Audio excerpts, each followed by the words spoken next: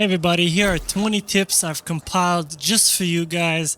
And without further ado, let's just go straight into it. Just jump into it. I'm blabbering. Let's go. Tip number 1. There's certain anomalies that can be reset by throwing a bolt in them, giving you a few seconds interval to just walk through. The three main ones are the Electra anomaly, the Whirlwind anomaly, and what used to be known as the springboard. I don't know what it's called now, but it's this one. Tip number 2.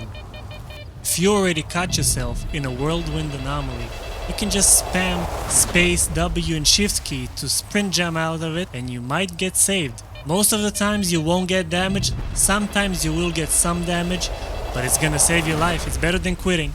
Tip number 3. You see this angry ball of lightning? It wanna murder you. But you don't understand why. You have no beef. Well, there's a simple reason why it chases you around, and it's the artifacts you're holding on your belt. As long as you have artifacts on the belt, it's gonna chase you forever. But if you remove the artifact, it's gonna leave you alone and just do its normal pathing, and as long as you don't go in it, you'll be fine. Tip number 4.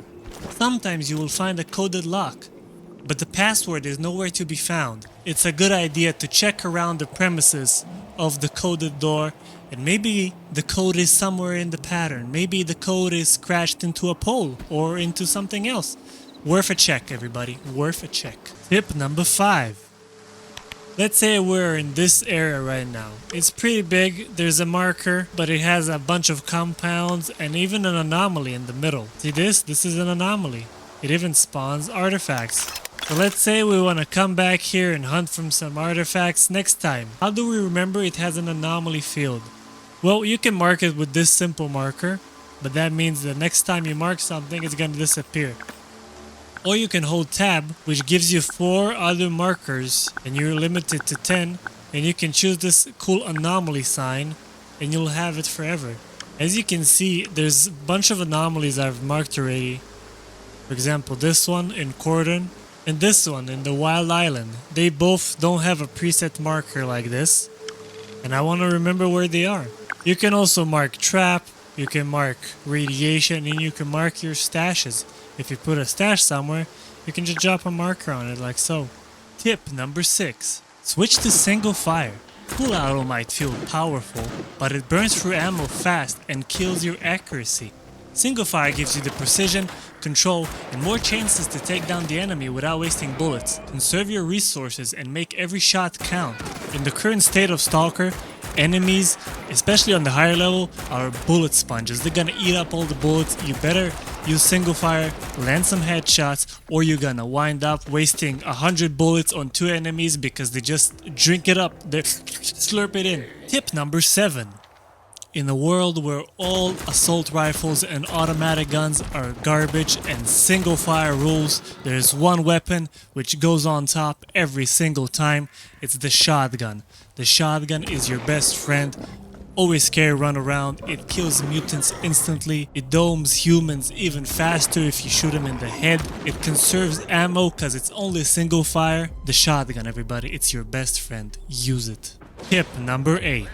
Ever just wander around the zone just to get in a mission out of nowhere and just crouch for shelter and be like, where can I hide? Where can I not hide? You know? Well, luckily for you, every time there's an mission outside, you get the main quest of finding a shelter. And also the game points you with a main quest marker to the nearest shelter. So you don't have to think about where is safe, where is not safe, where should I run. Just follow the quest marker and it's gonna bring you to safety from the mission every single time. Tip number 9.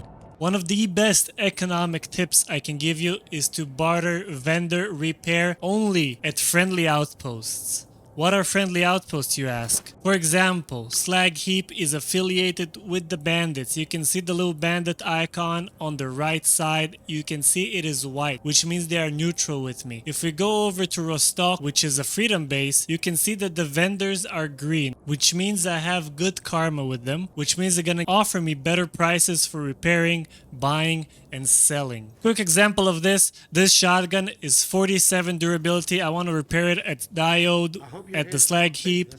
This dude is all about being a bandit or whatever, and it's cost 12,000 coupon. And now if I go to Rostock to the Freedom, which are very friendly with me, you can see that the price for repairing the same gun with the same durability is 9k. This also applies to buying and selling, and also guides. Tip number 10.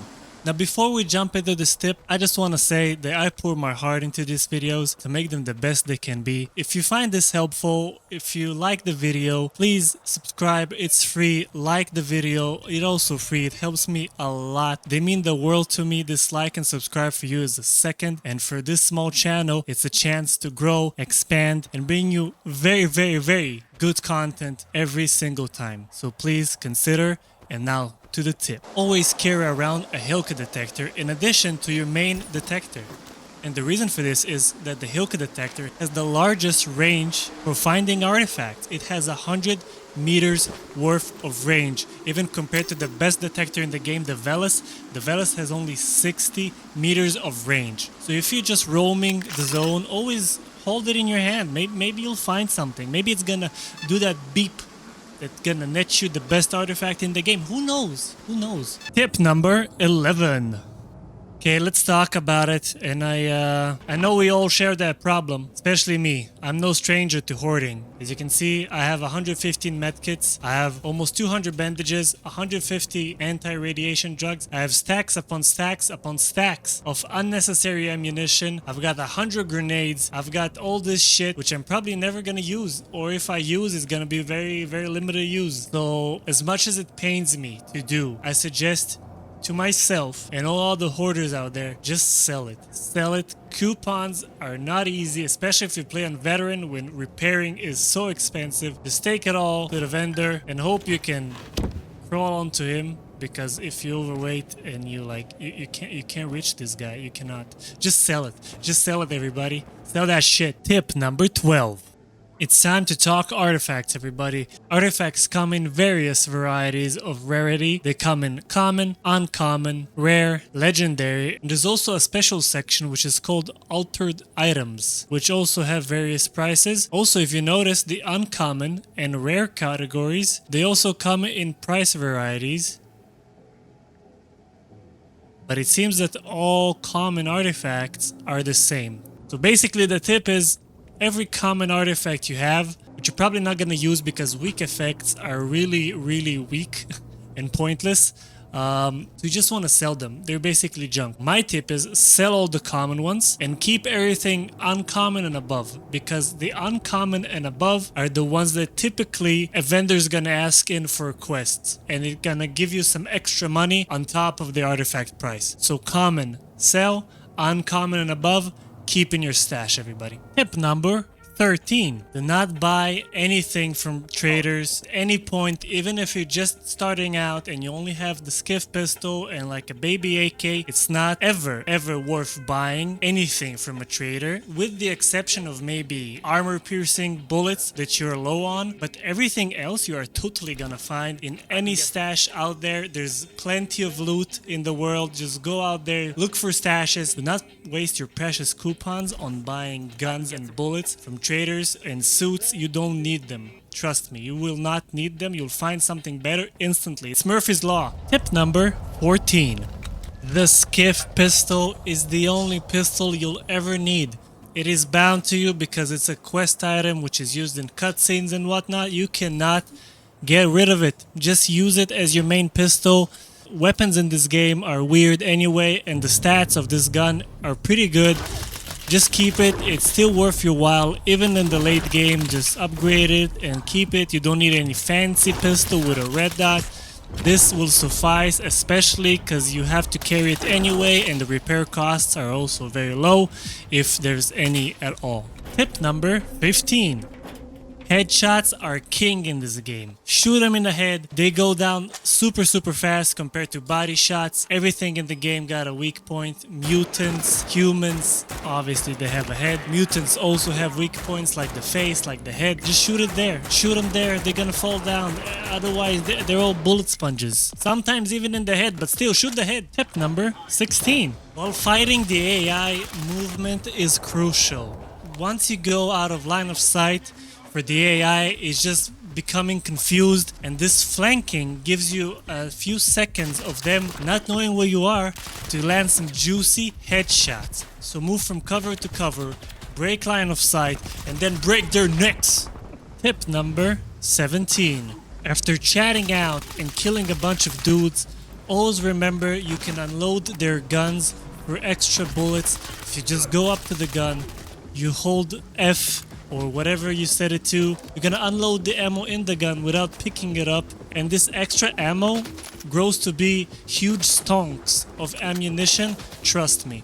Tip number 18. Like tip number 17 of looting the ammo off the guns, I also recommend, even in the late game, to loot the bodies of the enemies you kill. It's very important. It seems like free bullets here is free bullets there, but eventually it's gonna accumulate to huge stonks. So keep in mind, not only the guns, also loot from the bodies. They might have pistols. You can unload them with right click and unload and take the ammo from their pistols as well. Tip number 19. Travel light. You might feel like everybody's a bullet sponge and you don't know when you're gonna come back to base, so you might as well hoard all the stacks you have of ammunition. You just might as well just take all the medkits, all the bandages too, maybe like a million grenades would do. Oh, an RPG would come in handy maybe if we encounter a pseudo giant.